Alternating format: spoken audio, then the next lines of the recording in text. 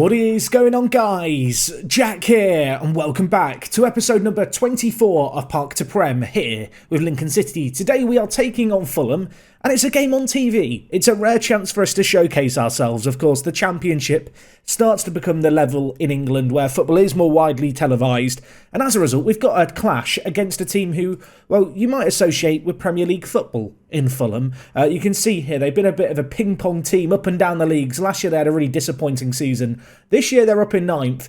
Ourselves, well, we're in 6th. A win here could take us as high as 3rd, but before we get into the results, I do want to say, don't get carried away by this league standing. We've had a relatively easier start to the season in terms of quality of opposition. In terms of transfers, since you were last here, we've not made any. Yeah, there you go. I said last time that I might have some late dealings to do or some dealings into the start of the season. I actually ended up not signing anyone. I didn't feel like there was any player that jumped out at us. At one point, I was looking for kind of a backup wider midfielder. In the end, I decided to take a little bit of a gamble, and rather than loan out Ross Humphreys, he is going to become that kind of backup wide player that I thought we needed, and I still worry that we need if an injury crisis happens. But if it's only 1 or 2 games that we need a man for, I do think Ross here can do a job for us. So Ross Humpty Dumpty himself, we're giving you a chance, mate. And, well, I say I'm giving him a chance. I'm giving him a chance if injuries happen. When you look at the squad depth, I think the wide midfield area is the one area with maybe slightly more of a question mark over it. But on the whole, I'm pretty happy with where the squad's at. And we have had a few little injuries here and there to deal with. As you can see lately, Coughlin, a man who I was bigging up just last episode. He's out for a few weeks, actually, which is a real shame. A groin strain he suffered against AFC Wimbledon in what was a rather emphatic win. And, well, let's talk about the game since you were last here, because we've had a pretty jam-packed month for August, which started off, following on from the Luton game, of course, with a game against Stoke. We lost this one 1-0. Hardly a classic. First home game in the Championship. Nicely worked by them. And then Lewis with a long-range shot. The good news is, our away form continued to look pretty good in the next game. After the win against Luton, I was hoping we could make it 2 wins in a row. And taking on a Peterborough team predicted to finish around the lower end of the table, we beat them 2-0. They are, of course, a semi-local derby of sorts, I guess, with Lincoln. They're not too far away. In this game, 2 early goals sealed it. The first through Scott Twine, one of the rare times he's contributed so far this season, the opening goal. And later on, it was Tazzato playing a free kick through to Callum Green. He scored 2-0. That was that. The next 84 minutes, nothing really happened. Both teams' XGs below 1 in that game. In the EFL Cup, we got a win against Carlisle, which was nice. Jay Rowley getting on the score sheet. Tried to rotate the team with this competition. He is, of course, kind of a real squad player for us. Someone who can slot into a few different positions. He did the business there. Unfortunately, no one did the business against Portsmouth. We lost 3-0, everyone. And Tazzato, bigging him up because, well, we've spent 3.8 million on him and he got the assist in the previous league game. In this game, he scored an own goal after 28 minutes. Not an ideal start to the game, and it didn't really get much better. We never really got going. Nicky Brinley scored for them in the 64th minute before Callum Connolly scored for them. And after a relatively good start to the season where, yes, we had lost against Stoke, but it had at least been competitive, this game against Portsmouth was kind of a reminder of what we're up against this year. Anyway, the next 2 games were always going to be important. Rotherham and AFC Wimbledon, the teams predicted to finish bottom and second from bottom. If these were happening later on in the season, I feel like they'd have a way bigger feel around them. The good news is 2 wins in these. The first against Rotherham was relatively convincing despite there only being a 1-goal margin. In this game, Ellis Sims continued with his relatively good start to the season. He's not been scoring goals too frequently, but he got one here. Tom Bayliss then got his first ever senior goal for the club, which was great to see. That came in the 63rd minute. Late on, Rotherham, kind of showing what their football is all about, lumped the ball forward. It wasn't pretty. It wasn't good looking. The keeper straight up to Nemeka and, he scored and made it 2-1. Anyway, most recently we took on AFC Wimbledon and beat them 4-0. Rotated the team for this one. Biggie Oni got 2 goals. He's been coming on off the bench. A rare start here. He got goals. And he didn't just get goals in that game because, unfortunately, we did lose on penalties against Newcastle in the EFL Cup. But Biggie Oni scored again. So he's got 3 goals in his last 2 matches. There's a small part of me that wants to start him today, but just with how intense the fixture schedule has been and the fact he has started the last 2 games, for today's game against Fulham, Sims is going to hold down his spot. In terms of the team, in terms of performances, there's been a few players who haven't really lived up to my expectations. I don't want to throw anyone under the bus, but Scotty Twine, he's not been good enough. He's not been good enough, everyone. It's as simple as that. He needs to start stepping it up.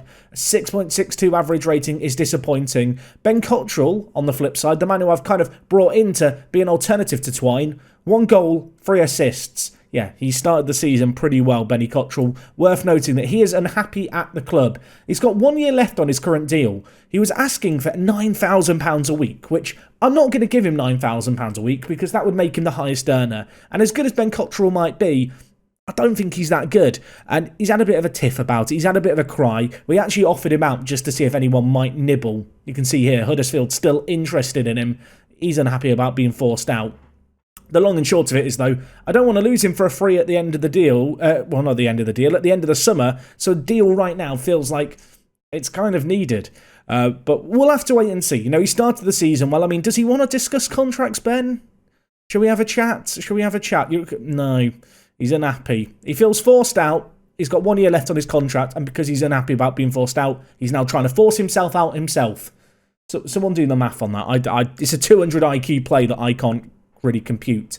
But yes, a few players have been a bit disappointing. Unfortunately, Coughlin is out injured, which means that Herbie Kane, who has not had the greatest start to the season, he's going to have to play for us today. We brought him in last year to be a bit of a squad player. Didn't feature too much.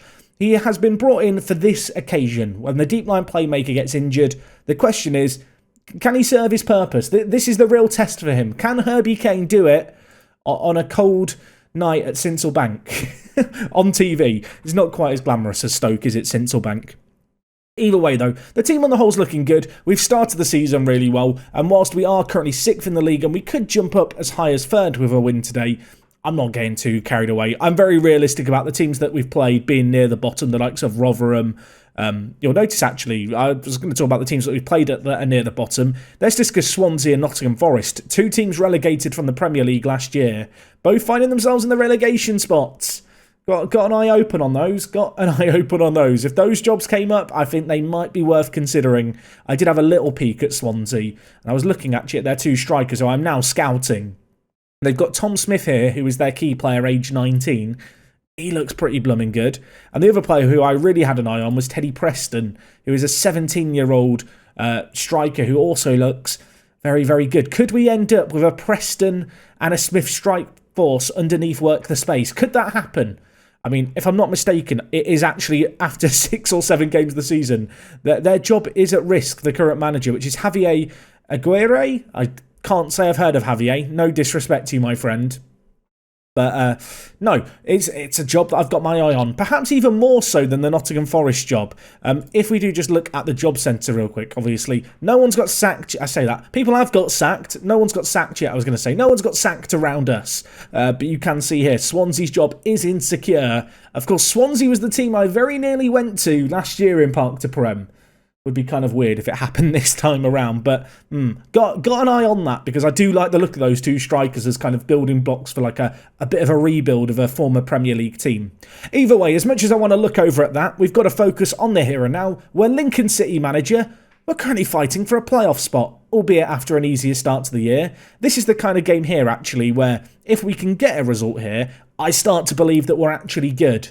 I mean, I already believe that we're actually good, but I start to believe, maybe that kind of mid-table finish I was really hoping for wasn't ambitious enough. Either way, the game's on TV. We are playing our 4-2-3-1. Defence is the same as you'd expect. Obviously, a little bit of a shuffle in the midfield with Twine dropping out for Cottrell, who's been in good form. And, Bigioni, he's on the bench, everyone. He's on the bench. The Bigioni fan club is established. You can see here the league table. We are up in 6th, Fulham down in 9th. Not a great deal between the 2 teams. If we lost this, we fall out the playoff spots, and then I will cry. A win here, though, and I start to get carried away. We'll have to wait and see how this plays out. This is going to be a really tough game, but I want to, continue to play the way that we've been playing. So far in matches, it feels like we've either played really, really well or been smashed. Let's hope that this is going to be one of those ones where we do battle really hard. And, I was going to say early on, there's been not a great deal to talk of. There's been no highlights in the first half an hour. I feel like we need to issue an apology to both sets of fans. Fulham have had 7 shots to our 3, 2 shots on target for either team. We are slightly edging out possession. which is quite nice, but nothing's really coming of it. Oh, we can't have this be the live com. Come on. There's not been a highlight in the first half ever. It's a classic. It's a classic.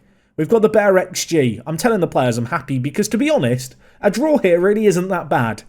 A draw here really isn't that bad. There's actually a small part of me that wants to go on attacking, but as I even contemplate that, a highlight starts. Let's see what happens here. Ball whipped in. Davis. Fulham with it. And, well, you would have expected Fulham to really control this game, but they've not really been able to get a grip on it.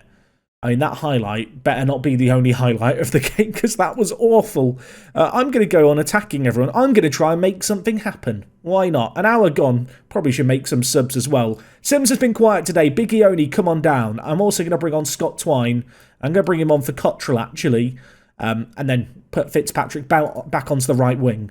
Very grateful for Fitzpatrick. He is a man who I've just made play either side of the midfield constantly. He's just shuffled around, but he always seems to perform no matter where you put him. Either way, we've got a highlight here. Kane whips it in. Big Ione's there. He's hit the woodwork. He's hit the wood. Big Ione, that was your moment, son. I thought Kane was about to have his redemption arc as well after performing poorly. The issue here is I don't really want to go more attacking than already on attacking. I don't want to change any player roles. This is a good result. It's a good result. It doesn't make for the most entertaining video. It's the conflicts of a YouTuber. Do I go really attacking and try and force something to happen? Or do I defend for my life and just take a good result? Either way, maybe Fulham have got something to say about the fact I'm already counting my chickens before they've hatched. It could yet not finish 0-0. They are in possession. Got to be a bit wary here.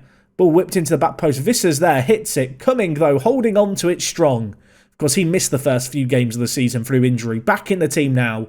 Sorry, drooling. You're back. I was going to say you're back on the bench. He's not, because I don't play a goalkeeper on the bench.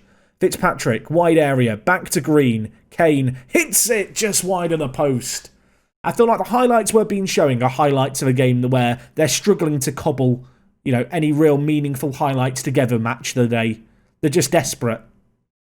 Either way, we've had a few long shots. It's finished 0-0. Should I be happy with that? I probably should be. It's a very, very weird one, We've had chances to win it. It means that we're still up in 5th. The fact we've just, drawn against Fulham is not a bad result by any means. But as I said, as a Football Manager player, great result. As a YouTuber who wants entertaining matches, it's not a classic. I'll hold my hands up in a minute. But I'm sure off the back of that, Sky aren't going to ask for any of our matches to be on their TV show anymore. Either way, looking a little further forward, we've actually got an international break right now, which is a good chance for us to allow players to recover from injury. Looking slightly further ahead, we've got Nottingham Forest on the 24th of October, which I think is when we'll come back. Of course, they're a team that we've had our eye on for a long while. They may be struggling. It could be an interesting opportunity for us to show their chairman what we're all about. Of course, if Swansea sack their manager any sooner than that, we might be back for a little pre-intro bit next time where we're doing some job applications. Either way, though, it marks off a very good start to the season, really, the month of August. It's not been bad at all. Defensively, some clean sheets, which has not been a common occurrence, really, for us over the last couple of years. I feel like now I'm starting to settle. I feel like the start of the season, there's always a bit of an anxiety about it. Will we get going? Will we find some good form? The early signs, albeit against weaker opposition, is we're not that bad. It's a glowing review. Either way, folks, that's going to wrap up everything from me today. Let me know what you make of the Swansea City job and potentially the Nottingham Forest job. Both of them are struggling to start the season, so I will be keeping an eager eye on them. And well, until next time, until tomorrow, it is me, Jack, and I will talk to you guys in a bit. I'm out.